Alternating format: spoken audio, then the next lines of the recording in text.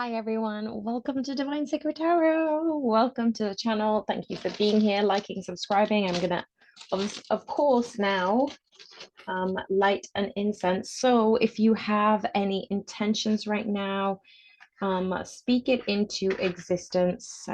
Allow yourself to receive the guidance for the highest and best for you and your divine counterpart. And if there are specific messages that you would like to receive, allow yourself to be open to this right now. So, thank you, angels, guardians, ancestors, and spirit team. Thank you, Bhagwan. Thank you, everyone, for liking, subscribing, for being here. I am eternally grateful. I don't think you realize how appreciative I actually am. So, whenever I say thank you, I really do mean it from the bottom of my heart. And I wanted to do a very special intertwined reading. I am going to talk about the god Rama, because today is an auspicious day, or these last few days have been auspicious, but there has been a lot going on regarding the planetary alignment. So let's go through the Rama messages first, then I'm going to go through the channeled messages from the divine masculines and feminines, and possibly do like a where are they at, head, heart space, obstacles, blocks, and maybe a chakra reading. So this could be a little bit long. We'll see how we go. Okay, so I don't actually have a picture of Rama to show you right now, but I will conjure up one card as I'm channeling the story of Lord Rama. And the channeling that I've been asked to translate today is about Lord Rama and Sita. This is a tale of love, of devotion, and adventure. Rama was the prince of a kingdom known as Kosala, and Sita was a princess destined for him. Theirs was a supreme love, a love at first sight kind of story. As soon as Rama rested his eyes upon the lovely Sita, he spontaneously fell deeply and madly in love with her. And they were soulmates in every sense of the term. The attraction was divine and had somehow found each other in this material world. We have two cards that have come up regarding this story. And the story lies at the heart of the epic poem, Ramayana, and that is translated as Rama's journey. The Ramayana is some of the best yogic reading if you want to dive deeper into the path of Dharma, as well as the ancient culture surrounding the beloved yoga tradition. But as the poem continues, the two beloveds marry and pledge their supreme devotion to one another. They vow to each other to love only each other until the end of time. And after marriage, Rama is banished to wander the forest for the rest of his days. Along the journey, Rama always puts Sita first. Her well-being is infinitely more important than anything or anyone else in the world. And anyone in a romantic relationship can actually learn from modeling this couple. So if you are in separation from your twin flame, yes, we are not ideal. We may have met love at first sight, but I'm hearing a channeled messages that divine masculine knew it was love at first sight. They just didn't admit it until much, much later. Or they will admit it. There was one card that wanted to pop out as I'm doing that. Two cards that wanted to pop out. Beautiful. Death and Rebirth and the Page of Cups. This is something that they felt instantaneously. And it's saying that we put our relationship first. We endure. And I'm getting a lot of messages about the divine masculine perseverance. I'm getting so much regarding death and rebirth and perseverance. So while Rama and Sita was in exile in the forest, one of the great obstacles that came to pass is the kidnapping of Sita. And there was a tricky aid of the Monkey King Hanuman, Rama eventually rescues Sita, defending from the Ravana, the evil um, Rakshasas. And in doing so, Rama rids the planet of all evil. So there is this purity, there is this eternal love story between Rama and Sita. And if you did want to go into it a little bit more detailed, please do look it up, because it's actually saying that once the demons were defeated, that you are able to roam around the world in eternal love. And there is a much, much larger story regarding Rama and Sita.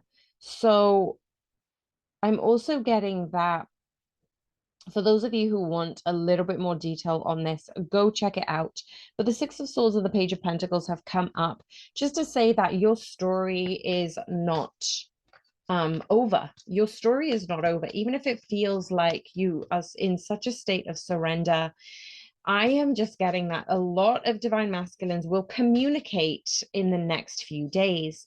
And this communication is going to be very, very small. Hence the reason we have the Page of Cups earlier. And this is going to be reciprocated by the divine feminine via a gesture. Like divine masculines may not directly message, they may have posted something on social media. It could be something that is instigating some sort of okay, I just heard a term. It's not white flag, but it was something to do with an olive branch. Okay, thank you, Spirit. Now we've got the King of Pentacles, the Five of Pentacles, and the Queen of Pentacles. So in relation to this story of Rama, the movement forward regarding this connection, and what is coming forward regarding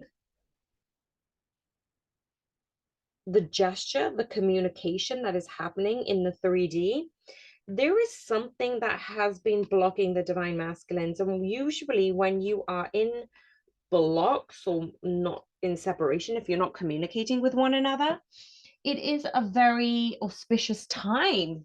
We're gonna call it out as it is. Yeah, it can be difficult for a lot of people.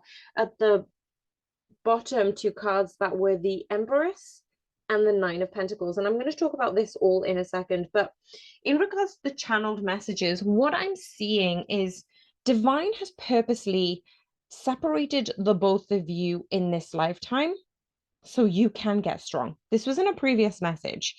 But what we're seeing is the story of Lord Rama and Sita is about perseverance. It's about unconditional love. It's about putting each other first. A lot of divine masculines have stopped communicating or removed themselves from the connection because they think so highly of you that they haven't deemed themselves worthy enough for the connection. So they think it's better to ghost, it's better to not contact, it's better to stop the relationship before it moves forward and I'll need to stop it later. They catastrophize this connection because of their past history.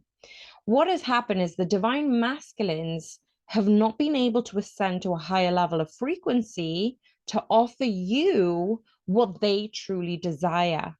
And what they truly desire is this connection with you. I love when the King of Pentacles and the Queen of Pentacles come out, but when they face each other, because you're both doing your individual ascension work regarding your spirituality, regarding your higher calling on this earth. You're tapping into your gifts, divine masculines and feminines.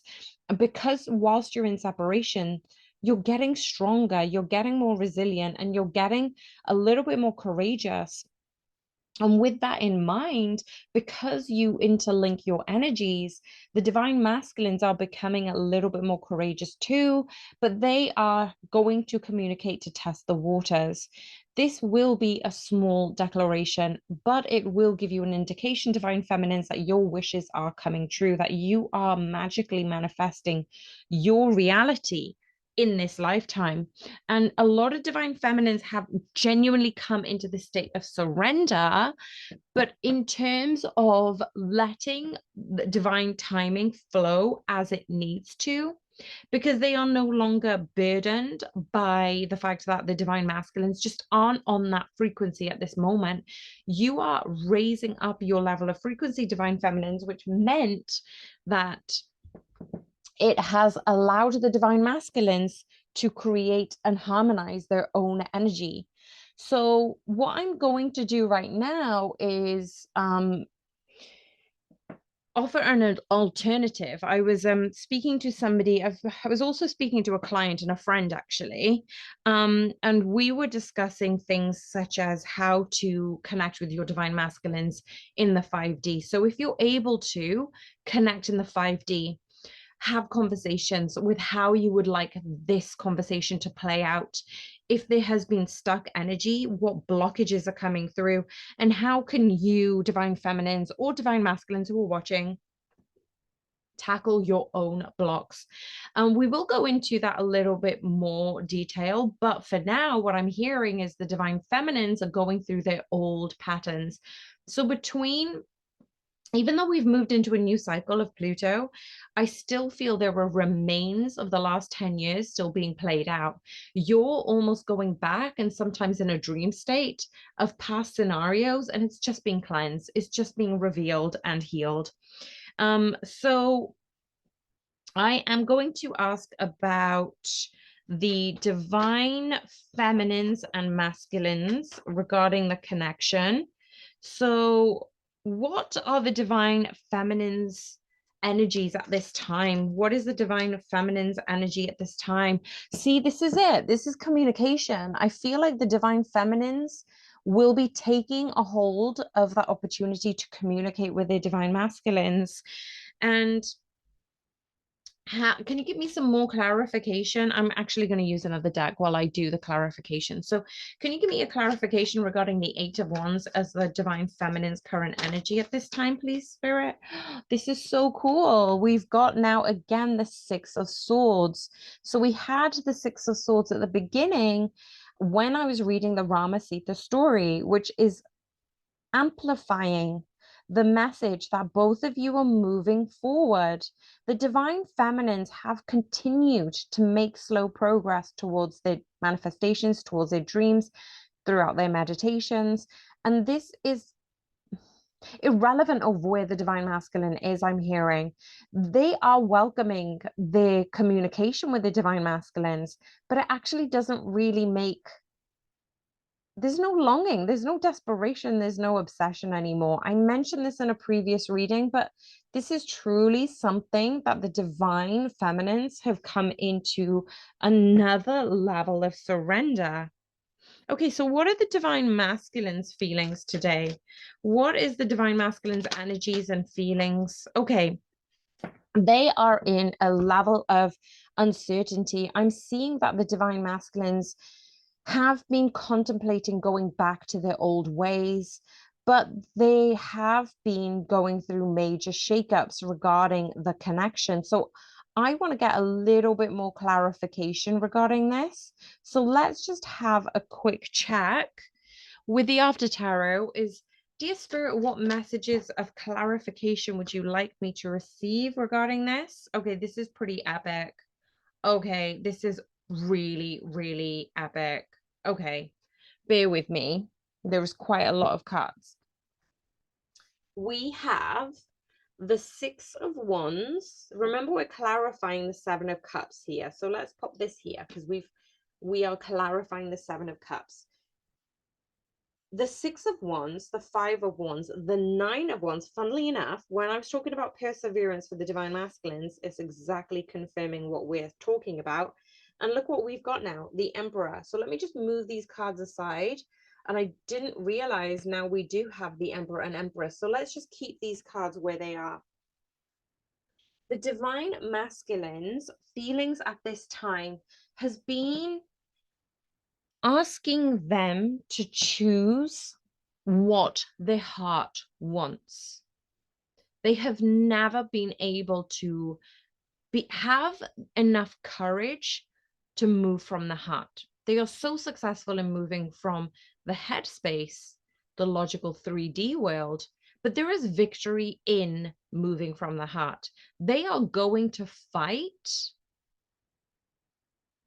for the opportunity to persevere in this connection.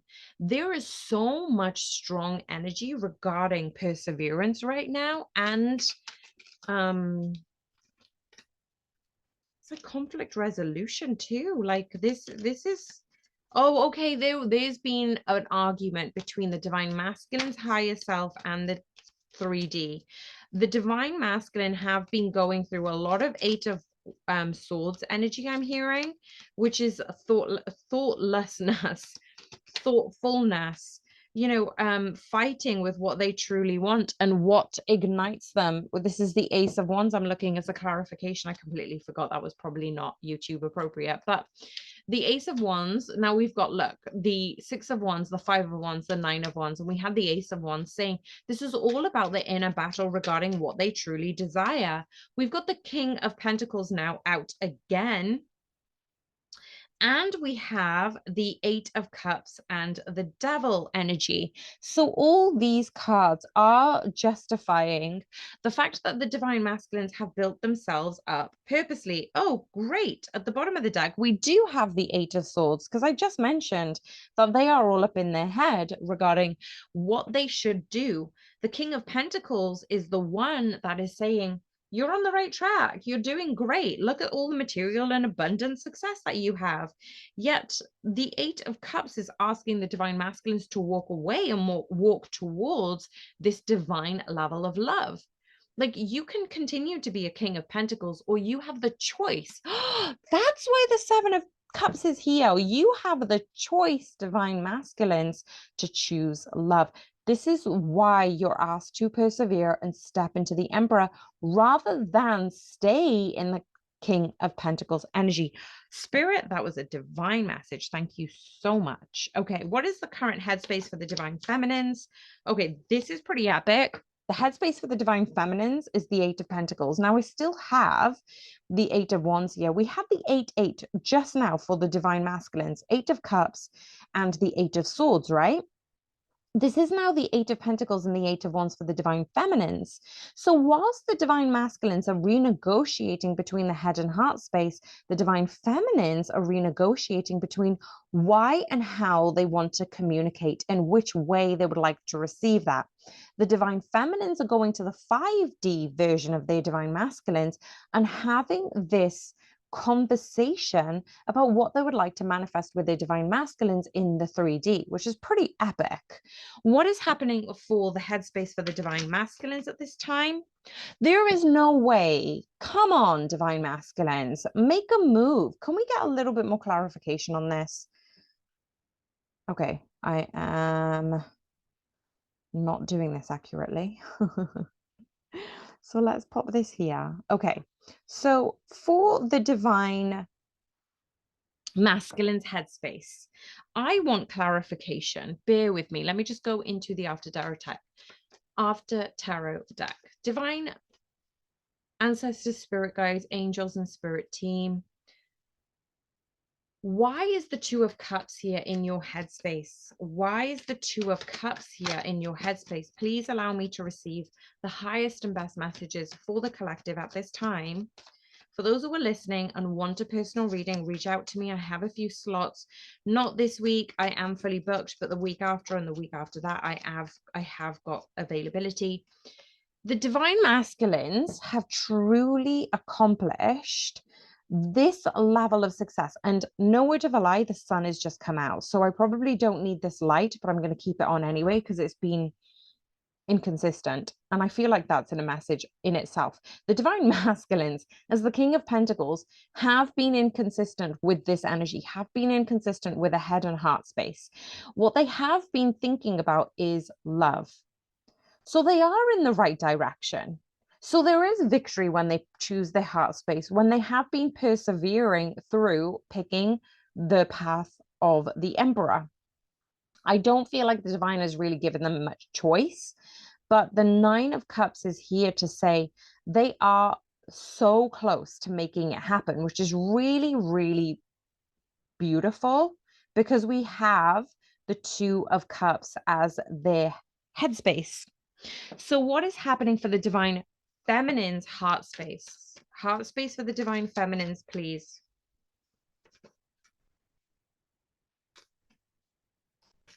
What messages would we need to receive at this time regarding the headspace?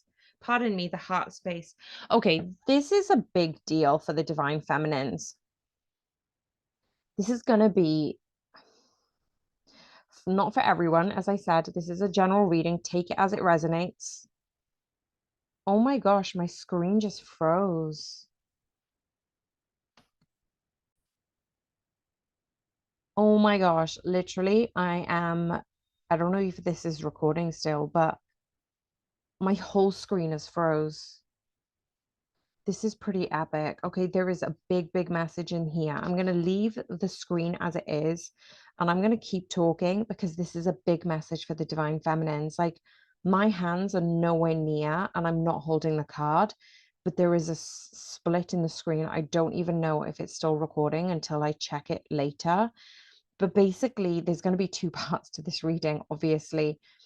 This heart space for the divine feminines has been told that they have been in such a deep state of surrender. The old wounds have come up, but they've truly been willing to cut cords and let go of their divine masculine, but with love. They know that their love is so unconditional that they want their divine masculine to be ultimately happy. And even if it means that their heart gets broken again, that their divine masculine isn't with them in their physical. Divine, this is just a feeling and an energy that I'm getting from the divine feminines. Again, not with everyone. Divine feminines have been asked to let go to the state of surrender, what they're okay loving their divine masculines from afar. And this has come through because even though I've got the star card here, but I can't show you because the screen is frozen, but the divine feminines know that even if their wish isn't truly fulfilled, I feel like the 17 card, which is number 17, 1 and 7 is 8. We've had 8 of Pentacles, 8 of Wands already for the divine feminines. 888 is a very auspicious, abundant number. The way that they are moving out their way, the way they are moving out the way of their divine masculines is saying there's no obligation anymore. Be free, be happy, be love. And this is the message that I'm getting. I'm going to pause here and see if I can record part 2.